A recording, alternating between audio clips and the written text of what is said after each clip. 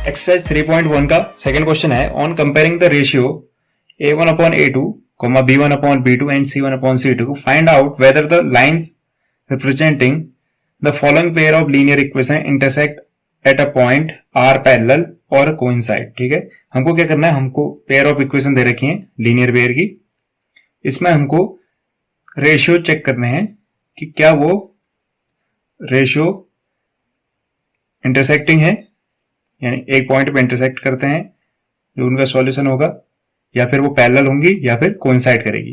तो क्वेश्चन को समझने से पहले हम कंडीशन समझ लेते हैं कि कौन सी कंडीशन आने पे रिजल्ट क्या होता है। ठीक है, अगर a1 अपॉन a2 क्या है, कोफिशिएंट है x के, x का कोफिशिएंट पहली इक्वेशन में a1 कहलाता है, दूसरी इक्वेशन में a2 कहलाता है। ऐसे ही y का कोफिशिएंट कहलाता है b1, दूसरी इक्वेशन में b2, ऐसे constant term c1, constant term c2। ठीक है, अगर आप a1 अपॉन a2 करते हैं यानी x के कोफिशिएंट का रेशियो लेते हैं और y के कोफिशिएंट का रेशियो लेते हैं और c के कोफिशिएंट का रेशियो लेते हैं और तीनों इक्वल नहीं आते हैं, तो क्या होगा, इंटरसेक्ट एट अ पॉइंट। तो वो क्या करती होंगी, दोनों लाइनें एक दूसरे को, अगर हम इसको ग्राफ में ड्रॉ करेंगे तो वो दोनों एक दूसरे को एक पॉइंट पे इंटरसेक्ट करेंगी।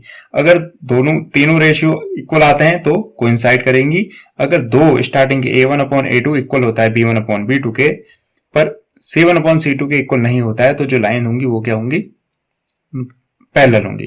ठीक है, तो पहला पार्ट करते हैं। पहले पार्ट में a1 क्या है हमारा,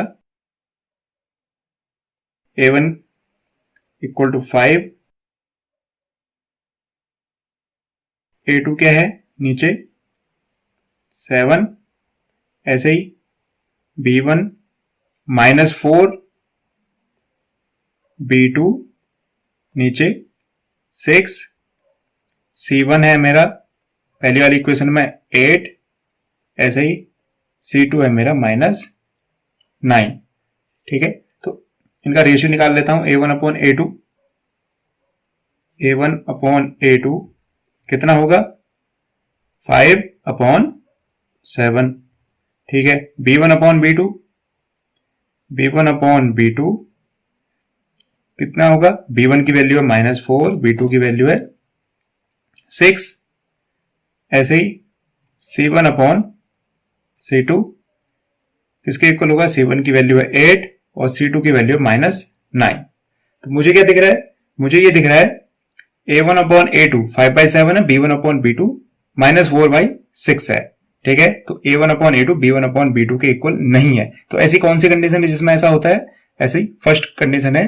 तो अगर ऐसा कुछ होता है, हमको c1 अपॉन c2 निकालने की जरूरत नहीं है अगर पहले दो रेशियो आपस में इक्वल नहीं आ रहे हैं, क्योंकि अगर इक्वल नहीं आ रहे हैं वो कौन सा केस होता है, फर्स्ट केस, जिसमें लाइन क्या करती है, एक दूसरे को इंटरसेक्ट करती हैं किसी एक पॉइंट पे। ठीक है, तो इसका सॉल्यूशन क्या होगा, since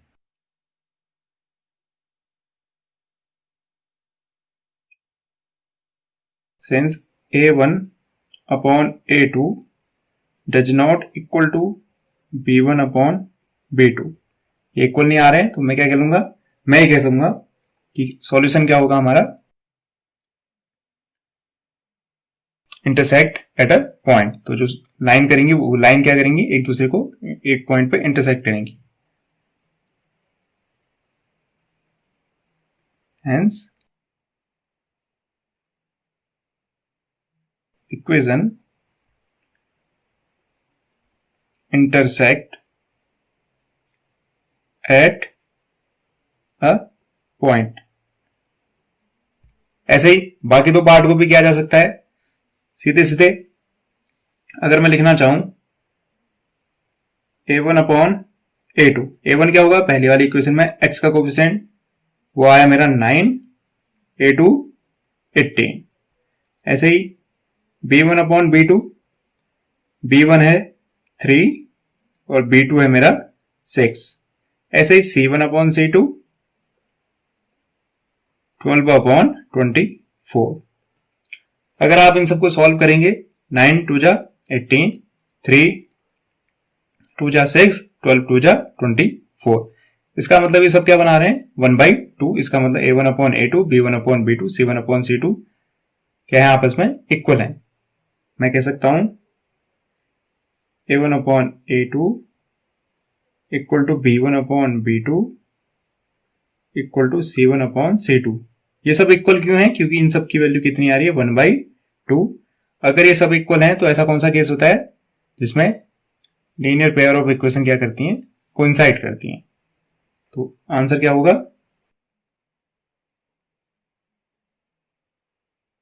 coincide.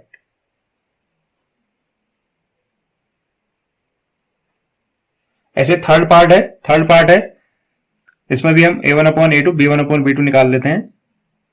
A1 upon A2 की वैल्यू क्या होगी? A1 की जगह पे मुझे दिख रहा है 6, A2 की जगह पे दिख रहा है 2।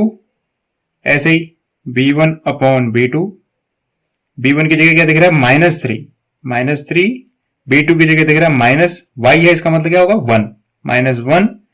C1 अपॉन C2 की वैल्यू होगी आपकी, C1 की वैल्यू 10, C2 की वैल्यू 9। तो किसी को भी कंपेयर करके देख सकते हैं हम। इसको सॉल्व करेंगे, 2 3 जा 6।